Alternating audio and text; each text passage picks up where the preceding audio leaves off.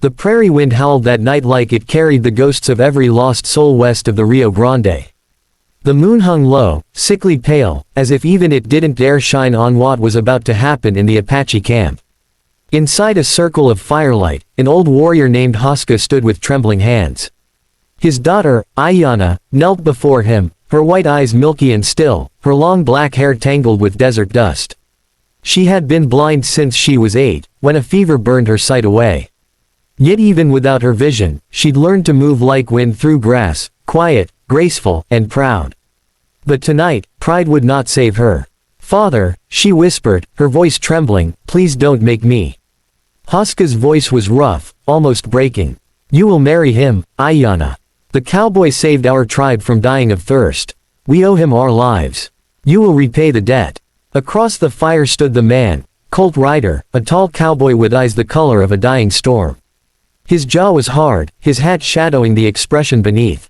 The Apache had caught him weeks ago, thought him a spy, but when drought struck and the wells dried, it was Colt who led them to the canyon spring. Now Hoska was giving him his blind daughter as a reward. Colt didn't ask for her. But neither did he refuse. Ayanna could hear the leather of his boots creak as he stepped closer. The air shifted, his scent carried the dust of long rides, the bitter smoke of gunpowder, and something else, sorrow. "I don't need a wife," Colt said quietly. "Especially not one who doesn't choose me." "She will," Hoska barked. "By sunrise, she will be yours." The ceremony was short and cruel. Ayanna's trembling hand was placed in Colt's rough palm, and before dawn, they rode away together, she on the saddle before him, her sightless face turned toward the rising sun. The desert was endless. For 3 days, they traveled through wind and silence. Colt spoke little. Ayanna, even less. She could hear the loneliness in his breathing, feel the ache in his chest when he looked out at the horizon. He wasn't a cruel man, but he was broken. "You don't talk much," she said on the second night, when they made camp beneath a dying mesquite. He looked up from the fire. "Talking's dangerous out here. Words can echo." She smiled faintly. "Then maybe I'll just listen." Something about her calm unnerved him. He'd faced outlaws, Comanche raids, and death more than once, but this blind girl with the ghost-white eyes made him feel something he hadn't in years. Alive. When she fell asleep, he found himself watching her, wondering what she saw in her dreams. By the time they reached his small ranch near the San Pedro River, Ayanna's face had grown sunburned, her lips cracked, but her spirit remained untouched. Colt showed her the cabin, a lonely wooden frame surrounded by dry weeds and a single dying oak. "It ain't much," he muttered, leading her inside, "but it keeps the rain off." She ran her fingers along the rough walls, the dusty table, the rifle hanging near the door. "It smells like cedar," she said softly.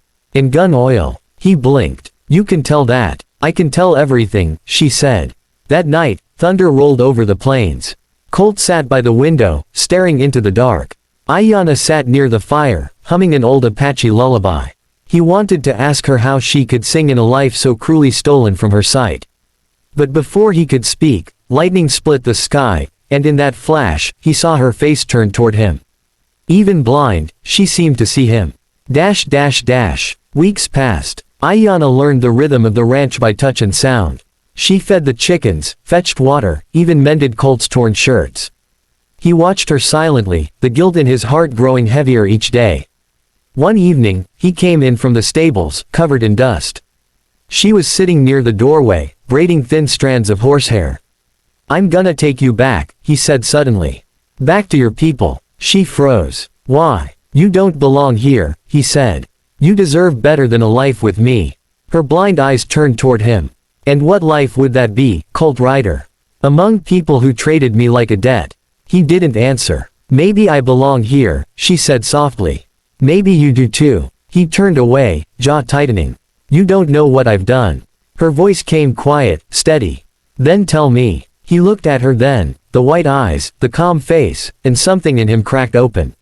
He told her everything. The outlaw years, the gunfights, the brother he couldn't save, the bounty on his head. By the time he finished, the fire had burned low. She reached out, fingers trembling, and touched his cheek. "You've been blind too, Colt." He caught her hand. "Don't do that." "Do what?" "Make me believe I can still be good." The next morning brought gunfire. 3 riders thundered in from the east, dust swirling behind them, bounty hunters.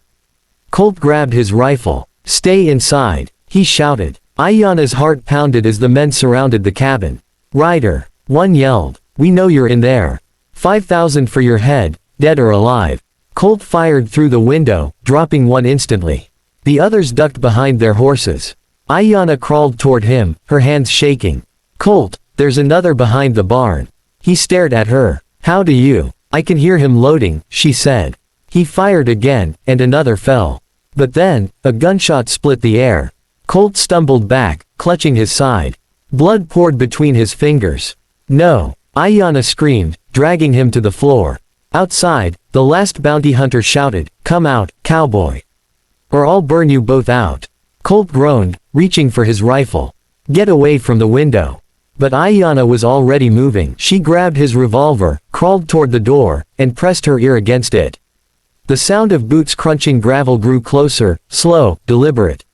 When the latch turned, she fired. The man dropped dead in the doorway. The silence that followed was endless.